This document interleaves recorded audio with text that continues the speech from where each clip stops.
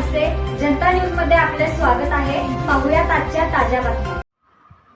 अखिल भारतीय होलार समाज संघटना एक गट महाराष्ट्र राज्य आजची बैठक शासकीय circuit house Madhavnagar road Sangli येथे होलार समाजाची बैठक पार पडली।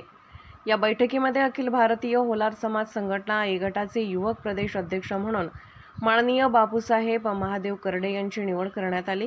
या बैठकीच्या अध्यक्षस्थानी संघटनेचे संस्थापक अध्यक्ष माननीय आबासाहेब ऐवळे उपस्थित होते। श्री माननीय भगवानदास केंगार यांचे कार्यकाल पूर्ण झाल्याने श्री माननीय बापूसाहेब महादेव करडे यांची युवक प्रदेश अध्यक्षपदी निवड करण्यात आली।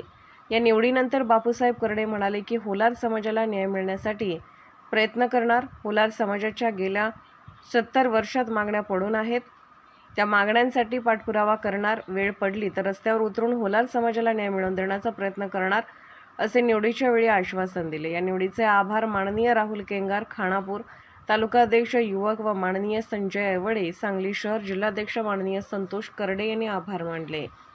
बातम्या पाहण्यासाठी आपले चॅनल लाईक आणि सबस्क्राईब करा व बेल आयकॉन दाबायला विसरू नका।